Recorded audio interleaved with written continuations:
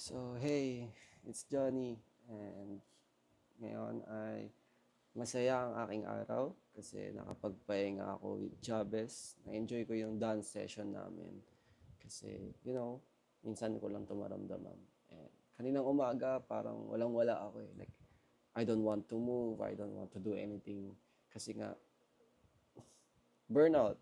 Pero, nung pumunta ako, like, pinilit ko lang sarili ko pumunta. Hindi ko talaga gusto pumunta. Like, yun nga, yun lang mo yun.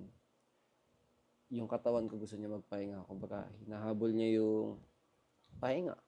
Di ba? Kaya, ayun. Pero, ang word ngayon sa akin ni Lord is discipline talaga eh.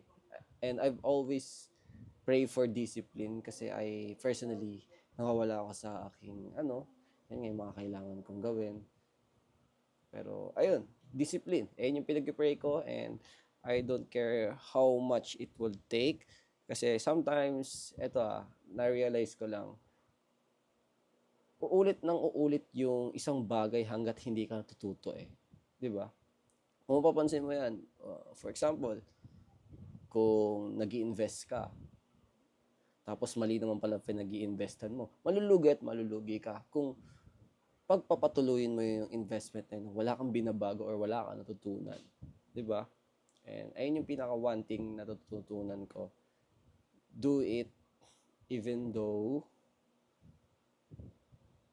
na di mo na kaya. And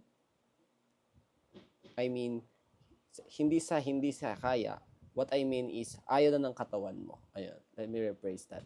Do it even though kahit ayaw na ng katawan mo, you're too tired to do it, just do it. Because discipline comes with willpower. And napakahalaga nun, guys. Kung i-apply niyo siya, madami ng laban na kailangan ipanalo. Madami kang laban na kailangan panalo. Yung mga even the smallest things, kailangan mong ipanalo yon kahit maliit na bagay. Kasi, ano yun eh, parang nagbibuild ka ng, sabihin natin, building, like, castle, di ba? Kailangan mo mag-build ng, yan, isa-isahin mo siya, like, brick by brick, di ba? Napaka halaga ng step by step. It's the same with discipline. And if we're committed to something, we have to be disciplined on it. Like dance, if you want to build your character, you have to do it kahit ayaw mo. You have to come out of your comfort zone. Little by little, you don't have to do it like mabilisan. So, hindi maganda yung ganun. It's not healthy. So, it's about like you doing it little by little, not by motivation, but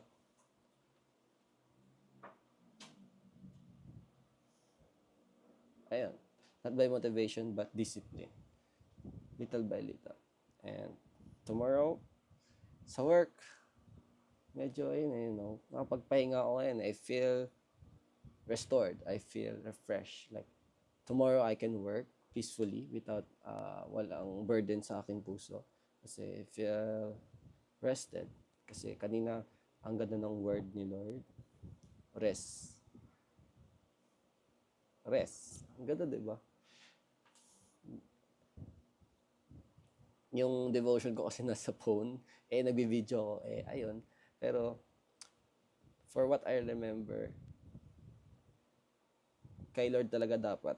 Ang ganda ng word niya, sumakto. Sumaktong sakto. Like, burnout na ako and I need rest and I'm praying for rest. And nilambing ako ni Lord kanina nung nag-church ako.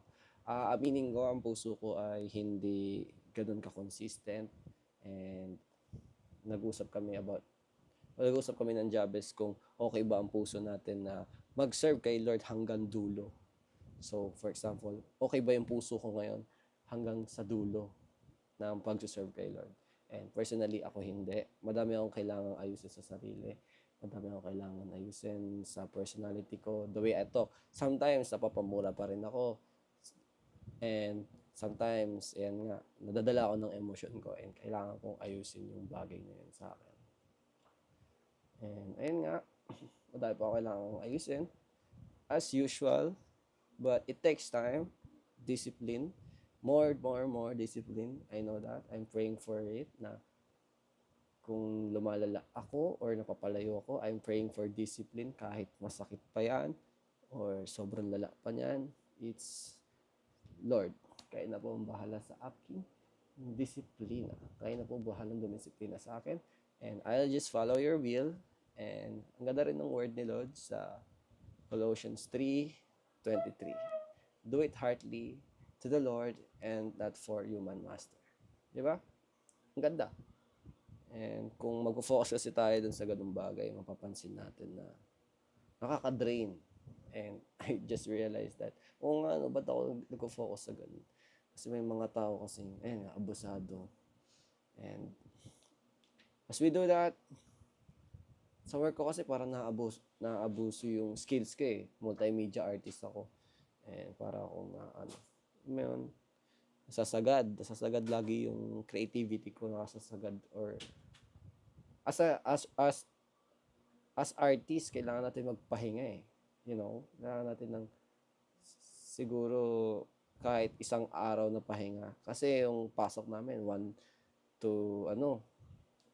Monday to Saturday. So, 6 days, di ba? Nakakapagod. So, kami ng kasama ko sa work, ay, yun nga, inintay namin na sana makuha namin yung Saturday para kahit paano pahinga. Pero, ayun, ayaw eh.